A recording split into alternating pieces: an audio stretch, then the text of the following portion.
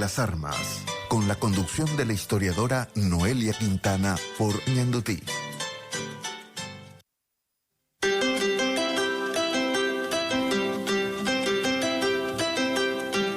Bueno, volvemos a estudios aquí con el señor embajador Roberto Benítez Fernández y su obra La diplomacia paraguaya de la transición democrática. Ustedes tienen que saber, obviamente, que es un libro gigantesco que abarca, bueno, los Guasmosi, Maki, Nicanor Duarte, Fruto, llegamos hasta Lugo, ¿verdad? No llegamos con Fernando, ¿hasta dónde llegamos? Como es durante la transición democrática, Sí. Ahí hay que hacer una aclaración, ¿verdad? El periodo de la transición empieza en el 89, pero termina en el 2008. ¿Por qué en el 2008? Porque en el 2008 se da el último requisito que faltaba, digamos, para vivir en una democracia plena, probada y comprobada, que era la alternancia en el gobierno. La alternancia. Sí, la alternancia se da en el 2008.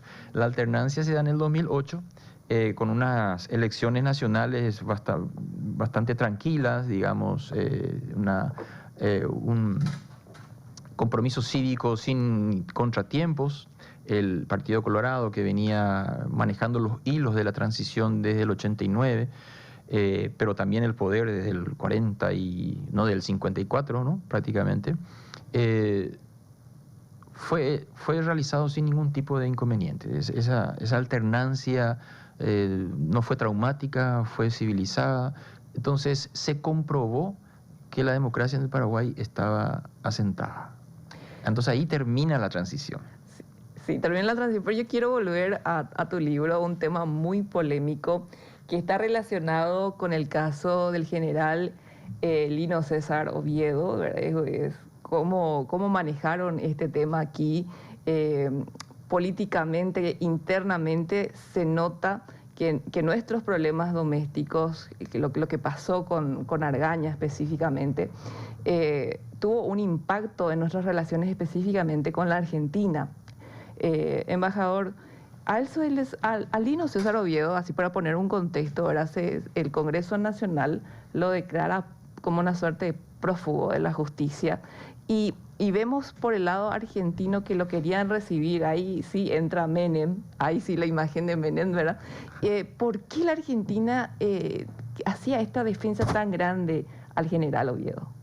Si nos podés explicar un poco ese tema, porque eso fue un tema muy, muy, muy polémico. Sí. Bueno, allí hay dos figuras de peso, ¿no?, en el medio de esta historia. Sí. Una es el doctor Luis María Argaña, un político de mucho peso a nivel nacional, sobre todo dentro del Partido Colorado, una persona muy ilustrada. Ahí lo tenemos en pantalla. En ese momento, sí. En ese momento, él inclusive llegó a ser canciller de la República, Argaña. Sí. ¿No?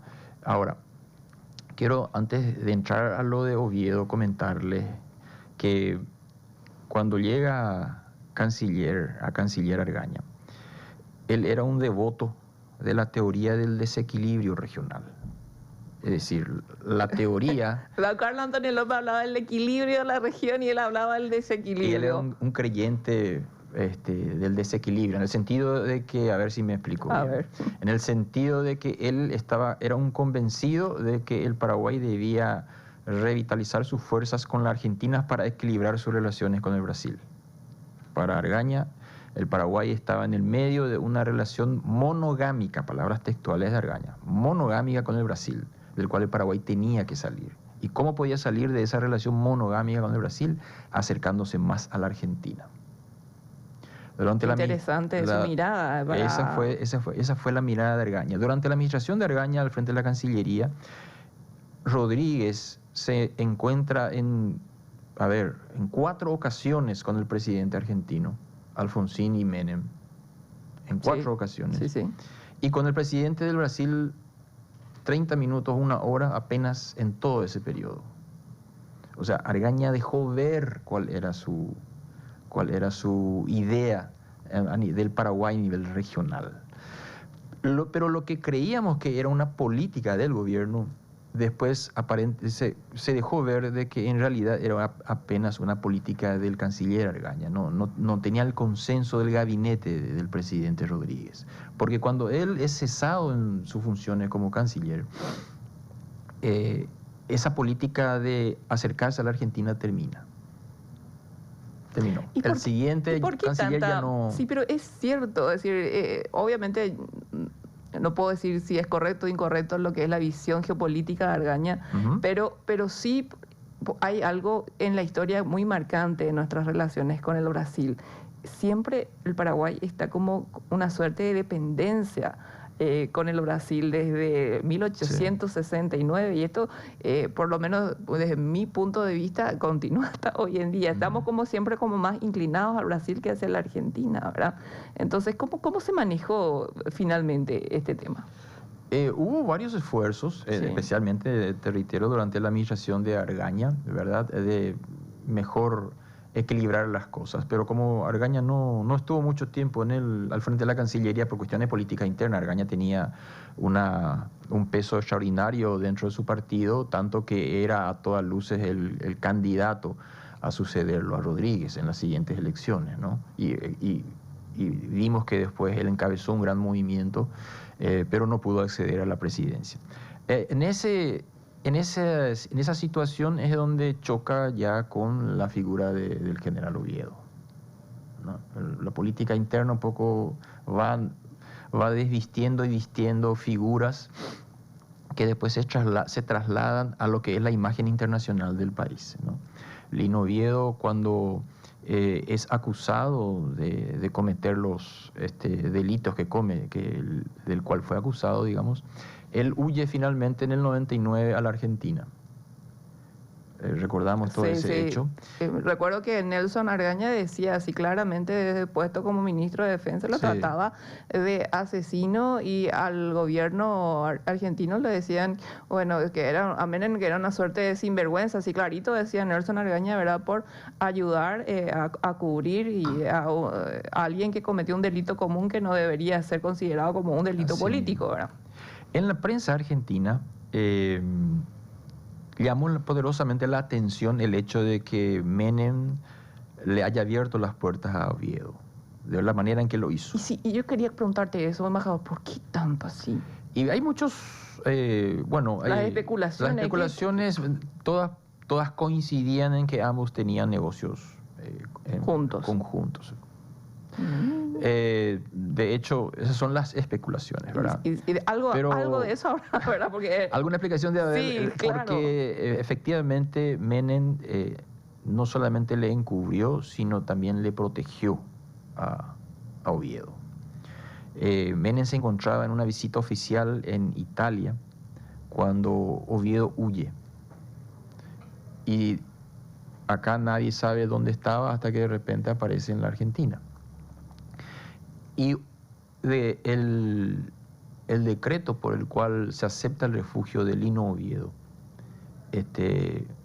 la orden de Menem viene desde Roma, porque Menem no se encontraba en la Argentina. Y su ministro del Interior se negó a firmar ese decreto. El del Interior fue el que se negó. El ministro del Interior de Menem se negó. Entonces, el que firma por ese ministro del Interior es su ministro de Relaciones Exteriores. Ya allí empieza a llamar la atención la manera en que Oviedo obtiene su refugio en la Argentina, ¿verdad? La prensa argentina le dio mucho destaque a esa situación y le dio un seguimiento, no solamente a la prensa paraguaya, la prensa argentina también. ¿Y eso debido a las próximas elecciones que ellos tenían? Quizás para la oposición, para cargar las tintas sobre Menem, o era una cuestión que nos llama a todos la atención, ¿verdad? A todos nos llama la atención porque fue bastante, mediática. Sí. El tratamiento que tuvo. El tratamiento que tuvo, la libertad con que Oviedo se manejó estando en territorio argentino, las declaraciones rimbombantes que hacía en contra del gobierno de González Macri. Los argentinos, eso cuando uno está asilado tiene prohibido, sea, no puede hacer declaraciones políticas en contra del gobierno que está. Se le pone, digamos, determinadas condiciones, una de ellas es esa. Se le recordó al gobierno argentino, el gobierno de González Macri le recordó al gobierno argentino que cuando Perón estuvo asilado en Asunción, él hizo unas declaraciones sobre la Argentina desde su refugio y inmediatamente se lo envió al interior del país para que no vuelva a acontecer claro, este tipo de cosas. Y después ya Perón tuvo que salir del Paraguay. Ante este asilo otorgado por la Argentina al general Oviedo, ¿cuáles fueron las directivas para nuestra Cancillería y para nuestro embajador que estaba en la Argentina? ¿Qué es lo que tenían que hacer ante esta situación? En primer lugar, hay que aclarar que la situación caía en el ámbito judicial, porque se hizo un pedido de extradición del gobierno, el Estado paraguayo, mejor dicho, envió un pedido de extradición que se origina en el Poder Judicial. Lo que le compete a la diplomacia paraguaya es hacer el lobby. Ya. Con el pedido de extradición bajo el brazo, digamos, ir a conversar con los ministros de la Corte, con el canciller, con el presidente de la República, con todos aquellos que tienen su poder de decisión o contribuyen a la decisión. Pero en aquel entonces Menem ni siquiera el pedido de extradición envió al Poder Judicial de la Argentina. Él no agotó, digamos, las instancias correspondientes. Él inmediatamente desde su gabinete simplemente respondió por el rechazo. La prensa argentina, como te decía, especuló al respecto de la protección que le daba Menem. Pero también hizo hincapié, no desaprovechó la oportunidad para decir que hacía tiempo que el gobierno argentino venía poniendo las manos en la política paraguaya, metiendo las manos en la política paraguaya, ¿no? Entonces, supuestamente Menem ya tenía un candidato en Paraguay, supuestamente esa línea de Oviedo era la que le satisfacía a él, entonces por eso lo defendía, en fin. Pero, digamos, estamos hablando de especulaciones periodísticas, nada... Es decir, informaciones que se publicaron. Se publicaron en aquella época, sí. Claro. En aquella época. Y bueno, embajador, ¿y cómo que quedó este tema, verdad? Porque creo que los roces fueron increciendo, ¿verdad? Con la diplomacia paraguaya, con los políticos paraguayos, que llegó un punto en que dice que Menem pedía que el gobierno paraguayo le pida disculpas, ¿verdad? Sí. Por todo lo que también aquí se manifestaba en contra de él. Y que era una cuestión interminable. Sí, Menem utilizó el último semestre de su gobierno esperando escuchar las disculpas del gobierno de González Macri por las acusaciones que vos mismo mencionaste, ¿verdad? Que le profirió en ese entonces ministro de Defensa, el hijo del doctor Argaña, Nelson Argaña, y el mismo presidente de la República, ¿verdad? Que no fue nada diplomático cuando... no fue una situación muy... El propio González Macri fue bastante duro en sus críticas hacia el gobierno de Menem por la protección que le dio a Oviedo. Y el último semestre de su mandato, Menem se quedó esperando, creyendo de que iba a obtener eso. Su diplomacia aquí en Asunción trabajó para que el gobierno de González Macri anuncie, digamos, un pedido de disculpas. Y ese pedido de disculpas nunca llegó. Porque el gobierno paraguayo ya jugaba en ese entonces con las encuestas que le daban por vencedor a Fernando de la Rúa, que del partido... Tenía una mirada diferente. El gobierno paraguayo ya estaba mirando más adelante, ¿verdad? Y ya entendía de que la situación de Menem era coyuntural y que la suerte de Lino Oviedo estaba prácticamente echada porque de la Rúa, el candidato opositor al gobierno de Menem, ya venía haciendo declaraciones respecto a la... que no veía con agrado la presencia de Oviedo en la Argentina. Es decir, que él haría lo opuesto a lo que está haciendo Menem. Exactamente. Y que las relaciones con Paraguay iban a mejorar. Porque hubo una suerte de quiebre. ¿Qué pasa si cuando el ejecutivo de un estado tiene problemas con el ejecutivo de otro estado? ¿Cuál es la vida que llevan así los embajadores, nuestros representantes diplomáticos? ¿Cómo se vive una situación así? Bastante difícil, porque si los gobiernos están en una posición de confrontación, Claro. digamos, lógicamente el representante de esos gobiernos, los representantes de esos gobiernos asumen, digamos, se ponen las pilas y también deben de alguna manera... Bueno, yo le saco a mi embajador. Ah, sí, yo también le saco al mío. Bueno, ¿Verdad? eso ocurrió, ya que estás tocando el tema, eso ocurrió en la época de González Maki y Menem. González Maki le llamó a la entonces embajadora Leila Rachid, que estaba en Buenos Aires, lo retiró de Buenos Aires. Menem hizo también lo mismo en represalia y retiró a su embajador Quedamos sin diálogo. Argentina y Paraguay, en ese periodo, quedaron sin representantes y prácticamente con el diálogo cortado. Además de eso, el caso de Lino Oviedo le costó el cargo a un canciller, no nos tenemos que olvidar también de eso. Porque cuando viene el rechazo a la extradición de Lino Oviedo, enviado por Menem, se le culpa al canciller paraguayo de esa situación. Entonces, ¿Quién era? Era Miguel Adón Zaguier, que fue no nos olvidemos que el gobierno de González Maki era un gobierno en alianza con el... Sí, multisectorial. Estaban todos ahí representando. Había gente del Encuentro Nacional, claro, del PLRA, una especie de acuerdo nacional. Tenía un nombre que no me viene ahora a la cabeza. Cuando asume González Maki, el primer canciller fue un representante del Partido Liberal, Miguel Adón Zaguier. Cuando se rechaza la extradición de Menem, el que paga el pato, digamos. ¿Pero por qué va a tener culpa el canciller? Y porque desde el Congreso, la bancada que obedecía al argañismo, porque esa era la bancada que obedecía al argañismo, decían que la Cancillería no hizo lo suficiente como para... no hizo una buena gestión, ¿verdad? Ya. Pero en realidad era la salida del canciller Zaguier fue en realidad para poner un poco de... calmar las aguas internas nada más. En realidad el canciller, por más gestiones que pueda haber hecho, la voluntad de Menem estaba en no ceder la extradición de Oviedo. ¿Quién lo reemplaza a Zaguier? El doctor José Félix Fernández Tigarribia, quien es el que tiene la difícil tarea de conversar con la Argentina sin un canal de diálogo. ¿Cómo se hace algo así? Esa es ¿verdad? la magia de la diplomacia. Realmente. Esa es la magia de la diplomacia. Ni Argentina ni Paraguay tenían embajadores. González Maki no quería ni siquiera cruzarse en los corredores de los eventos multilaterales con Menem. No se hablaban.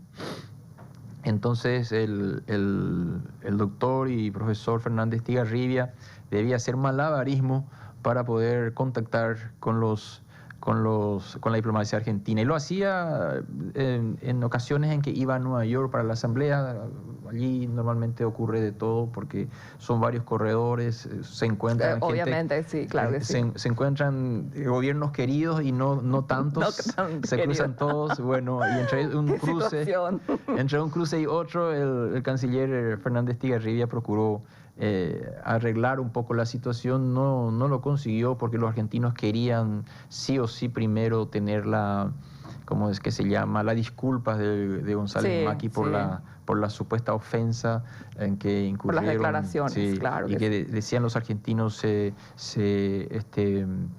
se hirió la soberanía argentina, se atacó la soberanía. El honor, porque la investidura presidencial no es de la persona, sino del Estado. Claro, lo que representa la investidura. Pero es cierto, ¿verdad? Claro, es totalmente pero cierto. No le convencieron, digamos, al gobierno paraguayo. Entonces, tanto así que llega Fernando de la Rúa a asumir, y entre los preparativos para la asunción, en la ceremonia de asunción de la Rúa, uno de los invitados es González Maki. González Maki va con su comitiva a Buenos Aires.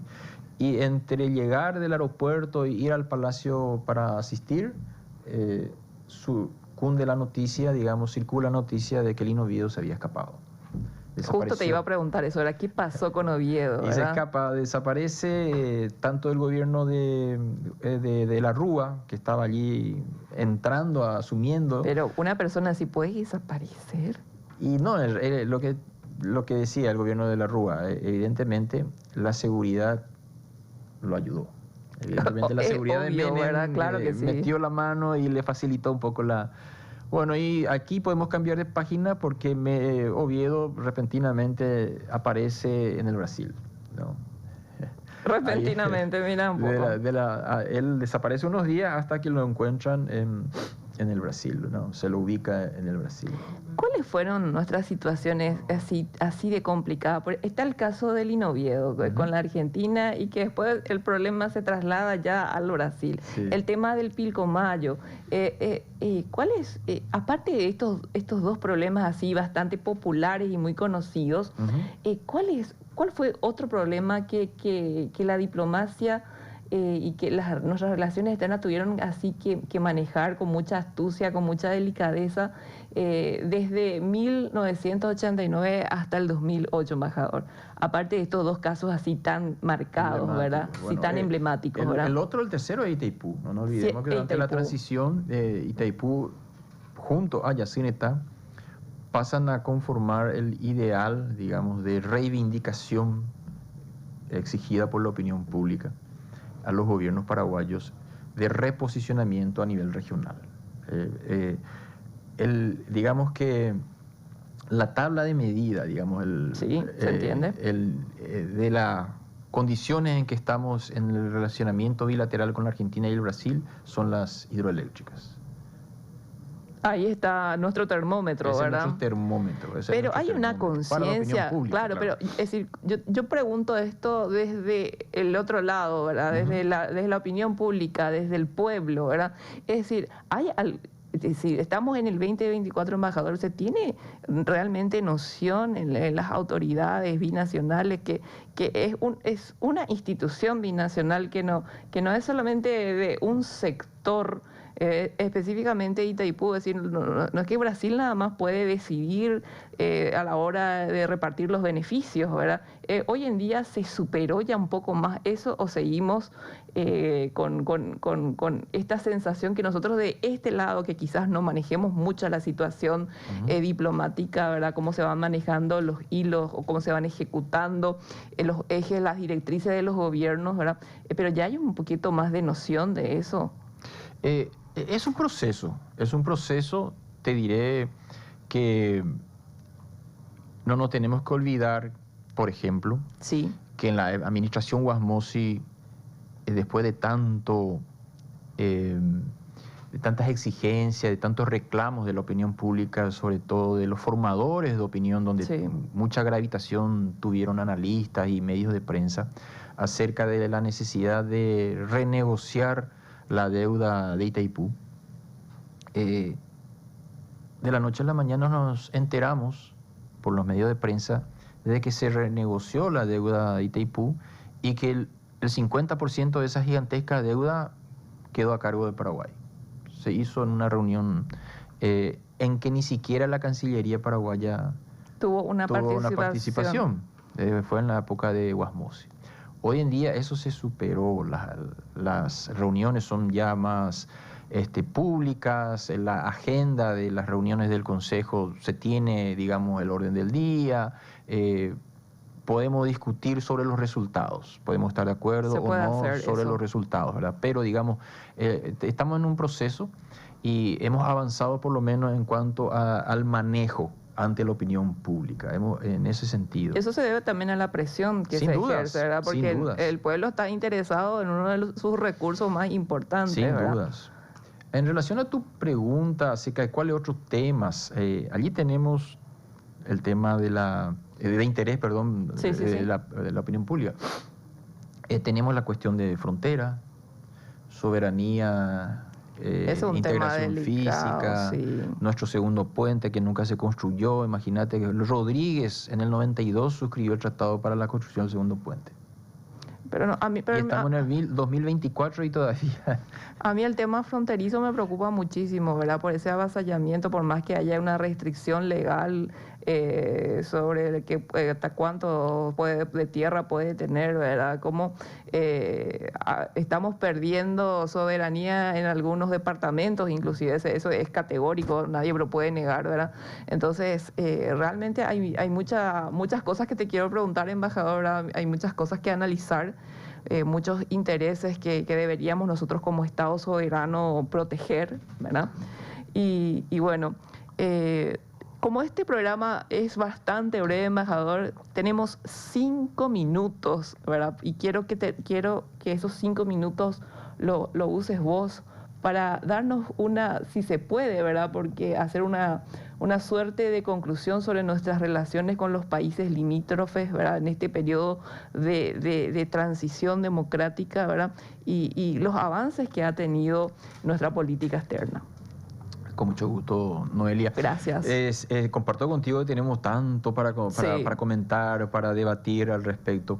En primer lugar, en la transición, mucho se escribió a partir de febrero del 89 sobre la necesidad de la reforma constitucional, la reforma tributaria, acerca de la reforma electoral, acerca de la reforma de la justicia, del Código Penal, la reforma agraria, pero poco, casi nada sobre la política exterior paraguaya.